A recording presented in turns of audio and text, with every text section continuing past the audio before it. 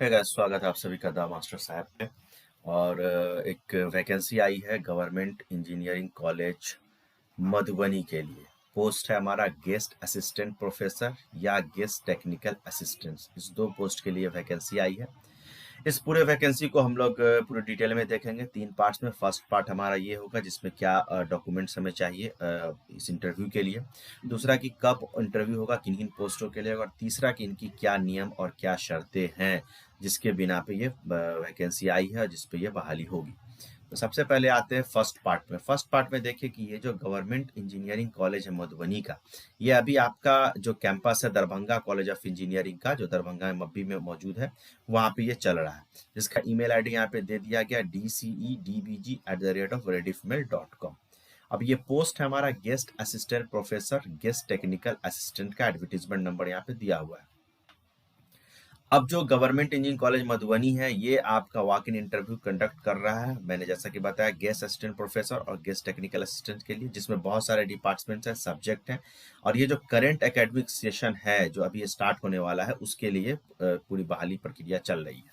इसमें walk in interview है जिसमें आपको क्या क्या डॉक्यूमेंट चाहिए। इसमें सबसे पहले आपको ओरिजिनल एकेडमिक सर्टिफिकेट्स की ज़रूरत है, कैटेगरी सर्टिफिकेट की ज़रूरत है, रेसिडेंशियल सर्टिफिकेट्स की ज़रूरत है, और हार्ड कॉपी सीवी की। इन सब का दो दो सेट जो है फोटो कॉपी का आपका ओरिजिनल डॉक्यूमेंट का होना चाहिए, और 2 रिसेंट पासपोर्ट साइज फोटोग्राफ होना चाहिए। तो मैं एक बार यहाँ पे डॉक्यूमेंट्स लिख देता हूँ। पहले आपको क्या चाहिए कि ओरिजिनल एकेडमिक सर्टिफिकेट्स, जैसे कि आपका बीटेक का मार्कशीट है, बीटेक का आपका जो सर्टिफिकेट्स है, 10th का है, +2 का है, ये सारा चीज़, ये सर्टिफिकेट ओरिजिनल चाहिए।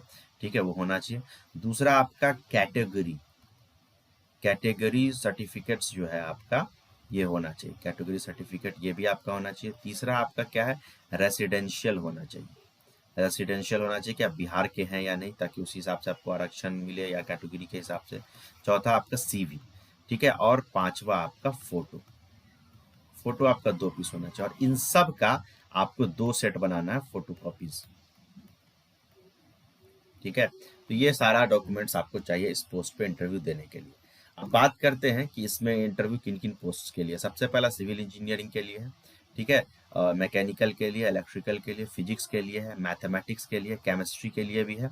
ठीक है, केमिस्ट्री के लिए यहाँ पे दिया हुआ है, और कंप्यूटर साइंस के लिए, मैनेजमेंट्स के लिए, और बायोलॉजी के लिए। तो ये सारे जो पोस्ट हैं, डिपार्टमेंट्स है, इसका आपका इंटरव्यू 18/4/2022 को 10 बजे से है। 18 अप्रैल 2022 को 10 बजे से। सारा का इंटरव्यू एक ही दिन है, 10 बजे से है, और ये डिपार्टमेंट दिया हुआ। अब आपको ये इंटरव्यू देना कहाँ है जाके? ये इंटरव्यू आपको देना है दरभंगा कॉलेज ऑफ इंजीनियरिंग में, दरभंगा मब्बी पे जो सिचुएटेड है, वहां देना है। क्योंकि अभी टेम्पोररी ये कॉलेज जो है उसी में चल रहा है। तो यहाँ पे आपको ये जाके ये इंटरव्यू देना है। डेट और इंटरव्यू आपको यहाँ पे दिया हुआ है। ठीक है, अब देखिए यहाँ पे 2 चीजें हैं। एक है कि गेस्ट असिस्टेंट प्रोफेसर है यहाँ पे, ये वाला कॉलम, और ये है गेस्ट टेक्निकल असिस्टेंट, उसके लिए ये कॉलम है। तो गेस्ट टेक्निकल असिस्टेंट में केमिस्ट्री के लिए भी चाहिए, और यहाँ पे प्रोफेसर में आपका जो है वो केमिस्ट्री के लिए नहीं चाहिए। तो ये सब चीज़ को ध्यान रखना है आपको। ठीक है, मैनेजमेंट में भी आपका यहाँ पे प्रोफेसर वाले में है, लेकिन इसमें नहीं है। ठीक है, तो इन सब चीज़ों को देखना है। तो ये सारा आपका ये हो गया। अब लास्टली देखते हैं कि क्या क्या इंस्ट्रक्शंस दिए हुए हैं।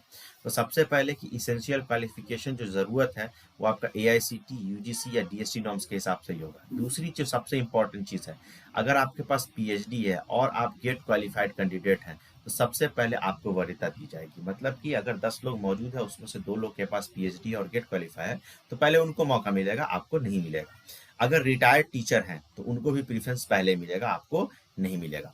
उसके बाद ये जो आपका बहाली हो रहा है, ये पूरा का पूरा टेम्प्रोरी है, और ये आपका रिनोमिनेशन बेस्ड है।